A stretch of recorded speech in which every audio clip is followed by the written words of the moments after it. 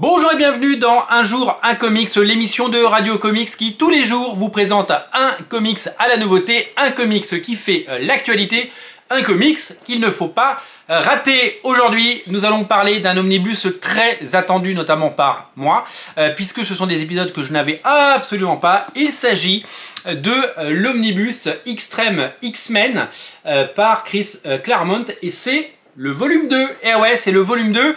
Après le succès et la passion que vous avez manifesté pour le premier volume qui reprenait les débuts de cette saga lancée au début des années 2000, un comics lancé en 2001, scénarisé par Chris Claremont qui faisait un énième retour sur les X-Men, dessiné notamment par Salvador Larroca qui a fait les 24 premiers numéros.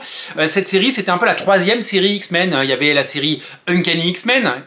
Il y avait à côté la série New X-Men de Grant Morrison et Frank Whiteley, et ils ont lancé avec les personnages qui n'étaient pas intégrés dans les autres équipes, une équipe absolument géniale avec cette couverture mythique et leur costume rouge, Extreme X-Men. Le nom était cool et cette série a duré, eh bien, combien de numéros? 46 numéros au compteur, et ça a vraiment marqué son époque. Extreme X-Men, c'est tout simplement une série qui met en scène bien un groupe homogène et de qualité de X-Men avec Tornade, avec Psylocke, avec Rogue, avec Beast et Bishop notamment.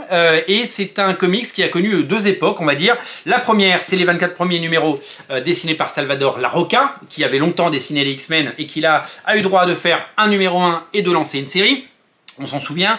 Et puis ensuite, il y a eu Igor Corday, un dessinateur qui au début des années 2000 eh bien, était très présent chez Marvel. Il ne travaille plus du tout pour les comics, il ne veut plus travailler pour les comics, il travaille beaucoup dans la bande dessinée, notamment sur Marshall Bass. Peut-être que vous avez découvert cette bande dessinée qui est magnifique.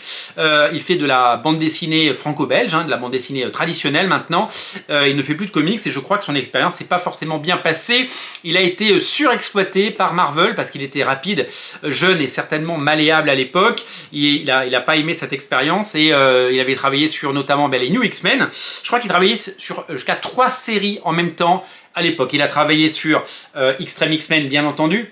Il a travaillé sur les New X-Men de Grant Morrison, il a travaillé sur une mini-série Black Widow et il avait également travaillé sur Cable. Donc il a travaillé sur beaucoup de choses en relation avec les X-Men et il faisait jusqu'à 3 comics, si bien que vous le verrez sur ces New X-Men, il y a des pages qui sont un peu bâclées, si vous voulez mon avis, ce qui n'est pas forcément le cas ici, puisque je l'ai parcouru avant de vous le présenter et je trouve que graphiquement c'est assez homogène et c'est plutôt soigné. Donc sur Extreme X-Men, il avait le temps et il avait l'énergie nécessaire et le confort de travail qui a pu procurer de jolies pages. Alors, Igor Corday, il a fait donc, il est arrivé à partir du numéro 25. Pourquoi est-il parti alors que Larroca faisait ses 22 pages? Oh là, hop, je viens de...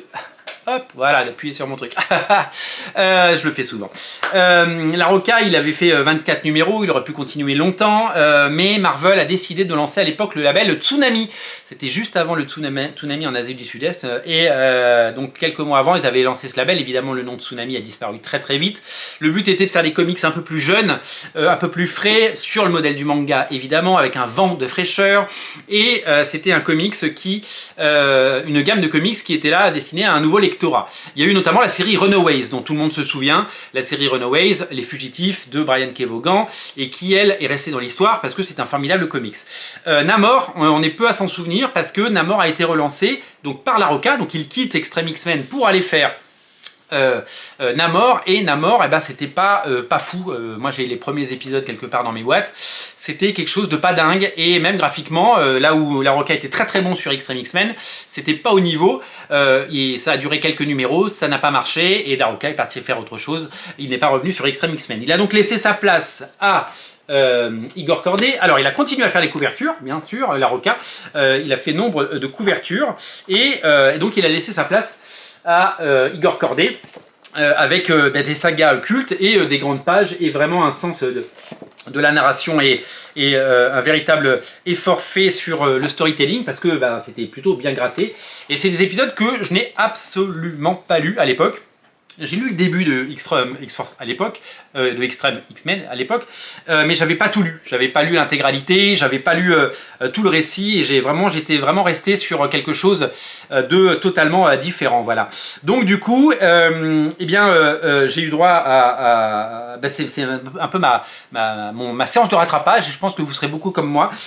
Et enfin, quel plaisir de découvrir en parcourant cet album, évidemment, son contenu. Alors, deux choses. La première, c'est que je remercie Panini qui m'a transmis et fourni cet omnibus pour pouvoir, dans le cadre de mon partenariat non rémunéré, pouvoir proposer cela et pouvoir vous le montrer, et pouvoir vous annoncer sa sortie.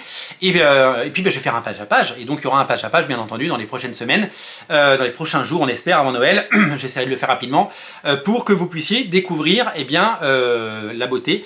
Le page à page de Extreme X-Men volume 1 est déjà en ligne, je vous invite à aller le voir et à vous y référer pour voir la qualité de travail. Dans cet omnibus on retrouve non seulement les épisodes 25 à 46 de la série Extreme X-Men, mais également des épisodes d'une série qui s'appelle Mechanix, avec un X à la fin, dont j'avais totalement oublié l'existence. C'était en 2002, c'était scénarisé par Chris Claremont, ainsi que, et alors là c'est génial, parce que je m'y attendais pas du tout, il y a le X-Woman de Chris Claremont et Manara. Un bouquin qui n'avait pas été réédité, qui pourrait totalement être réédité en album, mais qui n'avait jamais été réédité. Alors évidemment c'est du Manara soft, hein, c'est pas du Manara comme dans le déclic, mais c'était à l'époque où Marvel faisait des couvertures Manara juste avant la polémique. Vous savez, il y avait des positions trop lascives qui ont fait que une partie des conservateurs américains se sont outrés, et Manara a arrêté de travailler pour Marvel, mais il réédite ce récit pour le plus grand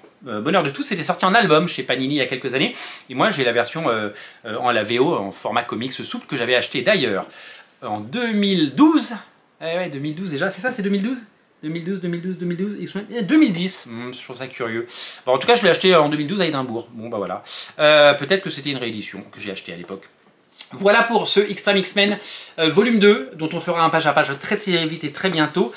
Merci à tous ceux qui regardent ces émissions, merci à tous ceux qui soutiennent la chaîne, merci à tous ceux qui s'abonnent. C'est le meilleur moyen d'en rater aucune. Abonnez-vous à Radio Comics et venez rejoindre cette grande famille Radio Comics, la chaîne qui vous propose 3 émissions par jour, un jour un comics à midi. Le soir, c'est un page à page ou une émission d'actu, et le matin, c'est surtout une émission d'actu la plupart du temps avec des big news ou des infos nous provenant de la planète comics. Merci à vous, merci d'être aussi nombreux, abonnez-vous et on se dit à très bientôt. Ciao!